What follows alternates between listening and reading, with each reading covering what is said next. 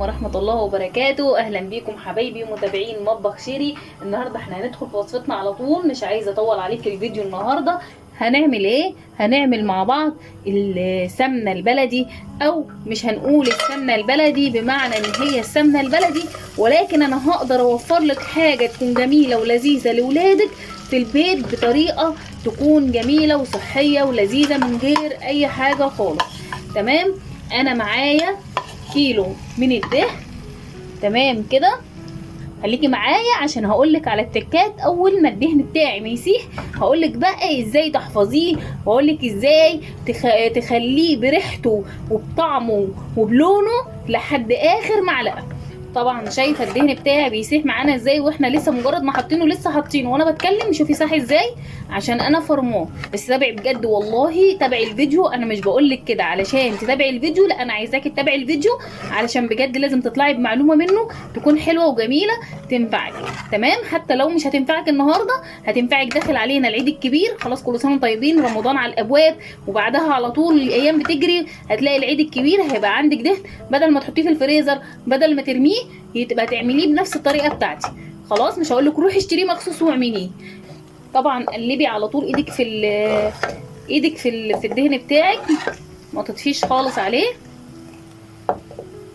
خلاص زي ما انت شايفه كده. انا حبيت بس اوريك المرحله دي. عارفه بجد انا ما كملتش 5 دقايق دلوقتي، حاليا كده اقل من 3 دقايق كمان على البوتاجاز. بصي بقى يا قلبي، احنا هنعمل ايه؟ شايفه هو لسه كده، دي اسمها الحلويات او السلوى. يعني زمان امهاتنا واجدادنا كانوا بيقولوا عليها السلوى، اللي هو اللي بيسلي من الدهن بتاعنا، الحاجه اللي بتطلع معانا من الدهن بتاعنا. خلاص. طيب انا بقى هعمل ايه؟ انا هطفي على كده. شايفين؟ هتقولي لسه يعني بيضه معاكي لسه مسحش. انا عايزه الدهن بتاعي ابيض، انا مش عايزاه غامق، لونه غامق. خلاص انا هصفي على كده، واللي هيطلع معايا ده هعمل ايه؟ هسيحه لوحديه علشان ما اغيرش لون السمنه بتاعتي. بصي بقى يا حبيبه قلبي، انا ما رضيتش امشي اي خطوه الا لما اوريكي. شايفه الحله بتاعتي انا كنت ليه بقلبها؟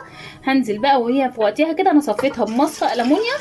خلاص، علشان يصفي معايا. وهروق برضو اللي هيطلع معايا في الحله هروقه، علشان انا عايزه تكون حاجه صافيه خالص جدا. وفي الاخر برضو هصفيها تاني، بس هوريكي بس كده شويه حاجات لازم ايه تصفيها. هبدا انزل بكوبايه لبن بارده. طبعا ده كالعاده الموجود في اي سمنه، وانتوا شفتوا فيديوهات كتير طبعا اكيد. بس انا برضو ايه هقول لك على شويه معلومات. هما مش بيقولوا لك انت تحطيها بارده ولا تكون عندك سخنه. لا، انت مش عارفه، لان السخنه بتفسد لك الدهن بتاعك وبيتحرق بسرعه. خلاص انا عايزاها بارده، تبرد لي الدهن بتاعي وتحوله لي يجلي كده زي الزبده اللي لسه بتسيح. شايفين هو فتح معايا ازاي؟ خلاص شايفين عندي عمل ازاي؟ هخليه بقى يصفي كده معايا، وهقول لك بقى على شويه التريكات اللي احنا هنبدا نشتغل عليهم تاني. شايفين بدأ يعمل الوش اللي هو بتاع السمنه البلدي. طبعا انا مش هستكفى بكوبايه واحده، انا كل ما تكتري اللبن معاكي هيبقى احسن. انا عايزاه يبقى فيه مذاق السمنه البلدي اكتر. فبعمل ايه؟ اول حاجه هنزل بكوبايه تانية من اللبن. انا كده نزلت بكوبايتين لبن. ده اللبن بتاعي، الوش بتاع اللبن بتاعي بيبدأ يعمل مرتة من تحت. خلاص، في المرحله دي بقى شايفه فتح ازاي معايا؟ هحط الملح بتاعي. عايزه تملحي ملحي، مش عايزه براحتك. هنا بقى في حته هنعملها، ايه هي؟ السمنه المتسيحه.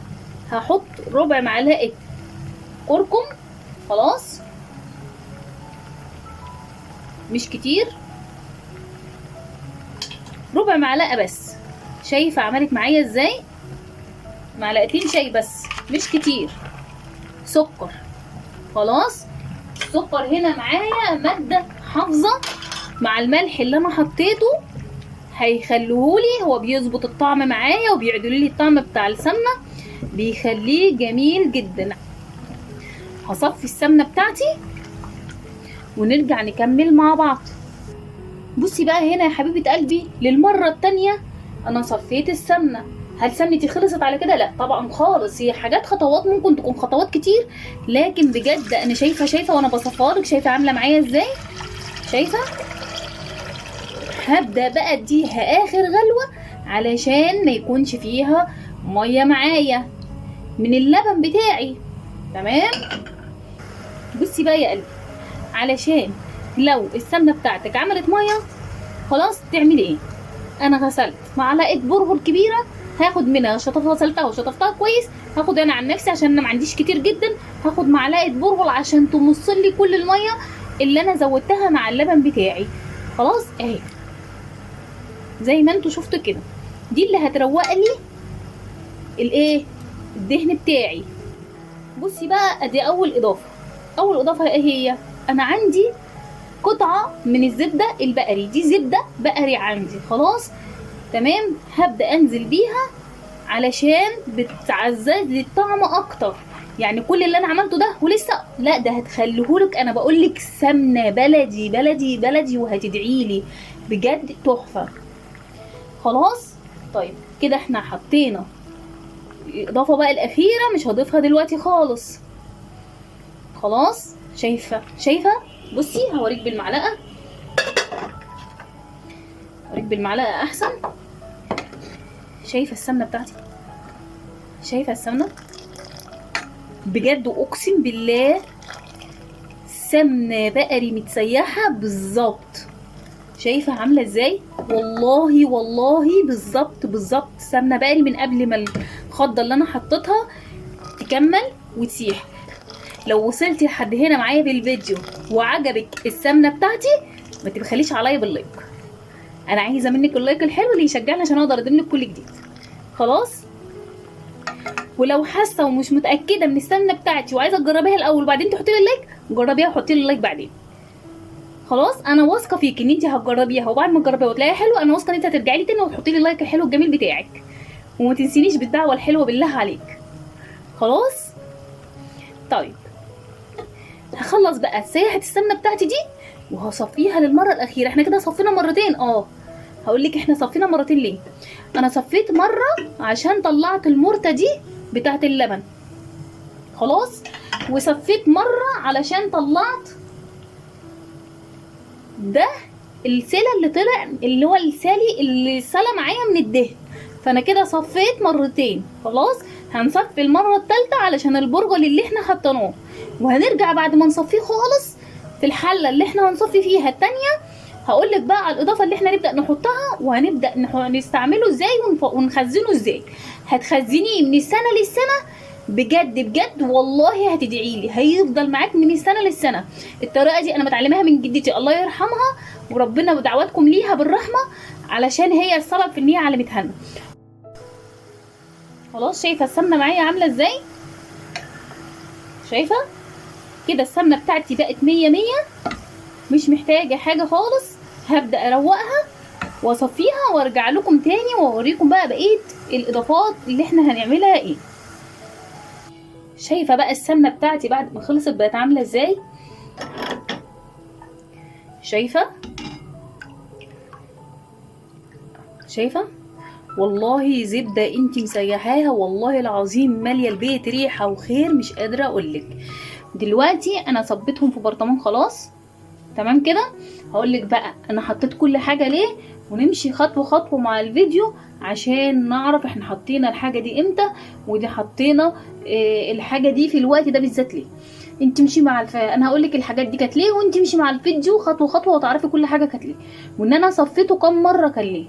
خلاص طيب بصي يا حبيبه قلبي، احنا حطينا الملح والسكر ماده حافظه وحطيناهم لحاجه تانية. لايه؟ حطيتهم علشان يدوني المذاق بتاع السمنه البلدي اللي هو المزيج ما بين الملح والسكر.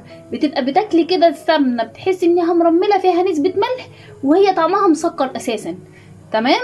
طيب حطيت الكركم علشان يديني لون السمنه البلدي اللي انا بسيحها، لما تيجي هتفتح معايا لما تجمد معايا هتشوفي لونها هيفتح عن كده. تمام.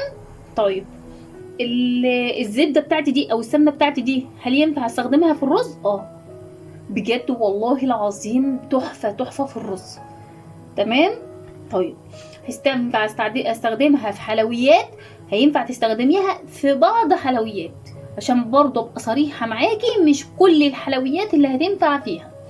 تمام. برضو جربي وشوفي ورايا وانتي هتقدري تحكمي اكتر. لان لو انا كلامي مش فيه مصداقيه، انا دايما معوداكم في قناه شيري او في مطبخ شيري ان اي حاجه انا بنزلها لو ما جربتهاش لبيتي وما فيهاش مصداقيه انا مش هنزلها لك. تمام؟ يلا بقى اسيبكم في رعايه الله، بس ما تنسونيش في اللايك والشير والسبسكرايب. لو كومنت جميل حلو من قلبكم الابيض. لو الفيديو عجبكم وطبقوا، لو الفيديو ما عجبكش سيبي لي الكومنت وقولي لي ايه النصيحه اللي عندك اقدر تفيديني بيها وتكون عندك. اسيبكم في رعايه الله واشوفكم في وصفه احسن واجمل وان شاء الله اقوى من كده كمان. مع السلامه.